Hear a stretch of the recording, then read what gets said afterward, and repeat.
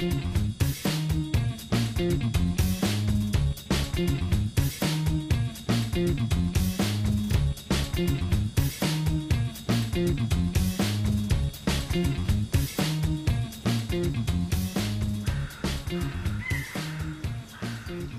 just seen a deer run through here. Yeah, we've got a big problem with deer on the reserve, and in fact there's too many of them.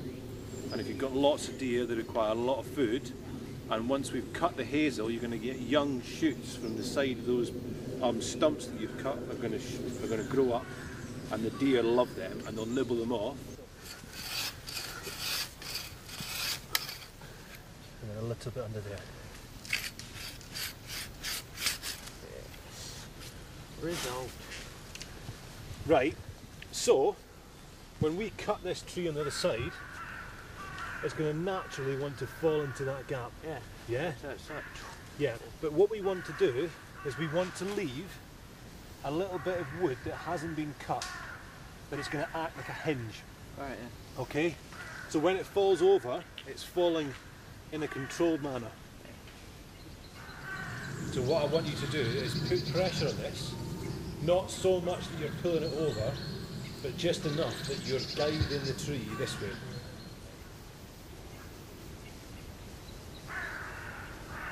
Alright, so Charlie and I are going to be underneath the tree sawing. We're going to leave about an inch gap so we get a hinge, and we've got Paul and David on the end of the rope who are going to pull it, but not pull it too hard that it pulls it, that it actually rips it, yeah? Yeah. And when I say drop, you drop the rope and you run. Okay, we've all got clear exits. Are you ready, Charlie? Yeah. Right, just a little bit at a time, yeah? Alright, give it a bit of a pull. Which way are you going? Pushing it,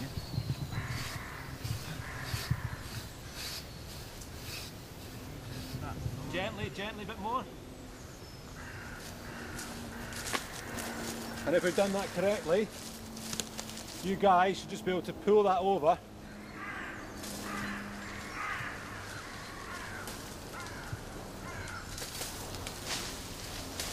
And then run. Oh.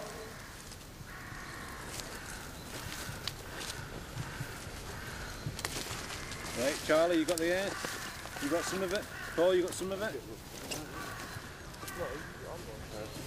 Okay, just gently.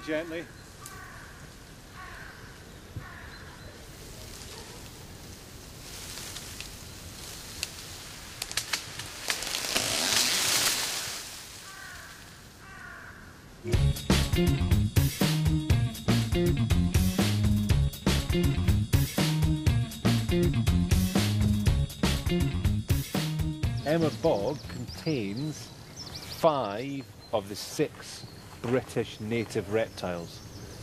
Yeah, do you know what they are? Give me one. Adder. Adder. Grass snake. Grass snake. Yeah. Slow worms. Slow worms. Fantastic. What we're going to do is can you see these bits of corrugated tin? Yeah. Yeah, that are lying down. Right, we're going to look underneath them. Massive. There we go. 2 slow worms. Oh wow, yeah. Get in here quickly, Russell. You did? Yeah. Okay. Cool.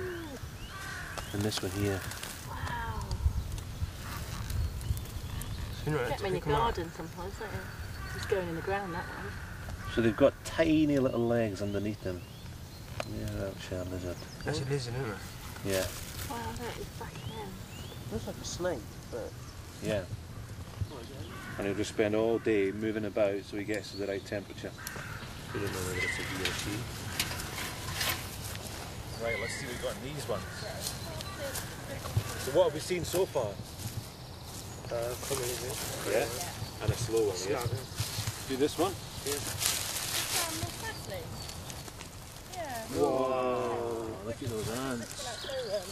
And you see the white things? Yeah. Yeah, these are the eggs. So what they're going to do is they're going to scurry. Their whole existence is about getting those eggs at the right temperature. So they did raise the eggs up to the surface because this is really hot, but now they're going to have to take them back down below. So what we're going to do is we're going to fell small birch trees for bees and brooms, and we're going to use the main stems as the handle, yeah, and then we're going to use the side branches that come off. We're going to cut them off, we're going to bundle them all together, we're going to tie them up, yeah, using wire ties, and then we're going to put a point on the handle, and then we're going to put the handle into the brush, yeah. So when you're cutting them down, you've got to be thinking about that. We don't want monster trees, yeah.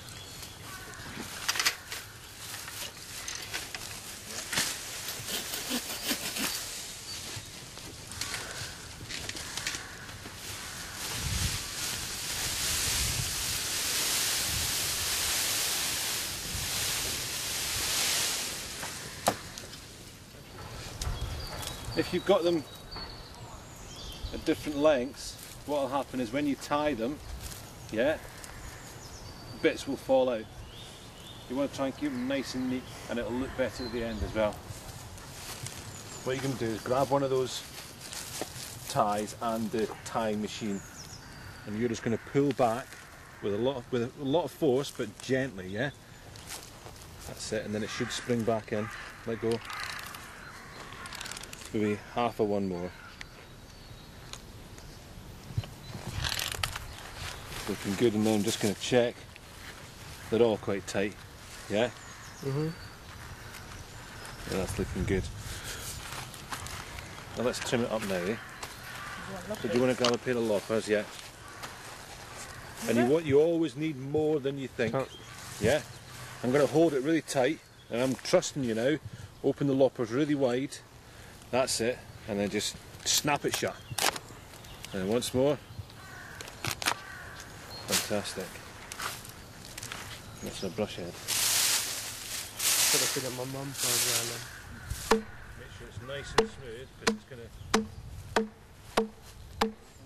it's going to aid you putting it into. What we're trying to do is get the point into the middle. Alright? As much as we can. Oh, and then you get the hammer. This is where you bash your hand a lot. Alright? And it hurts. And you just start hitting the top. And every action has an opposite and equal reaction. Yeah?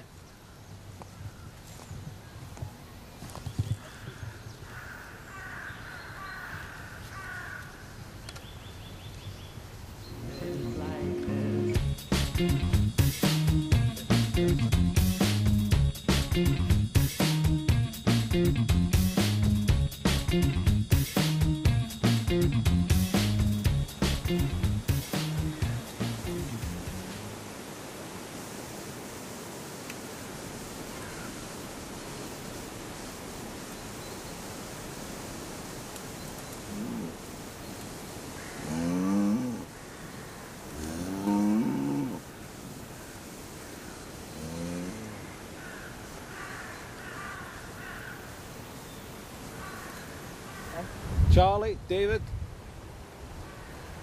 look at me.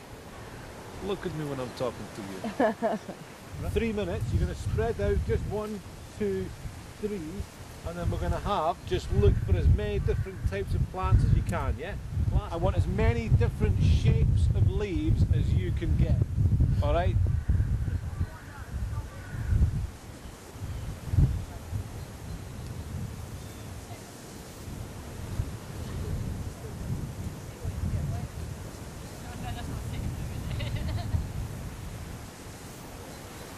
Right, time's up. Got a bit of ragwort. Spear thistle? I think that's musk thistle. Musk thistle. Musk thistle. All thistles are edible. What? How many do you have to I think that one's it's like wild parsnip. So poisonous. The root, I guess you could probably eat. Yeah. Because it's not far from the actual parsnip. Yeah. But the leaves, especially in the summer, you've got to be careful because the phyto. yes, it reacts badly with the skin in the sunlight. What is that called? It gives you a big scar. Wild blister. parsnip.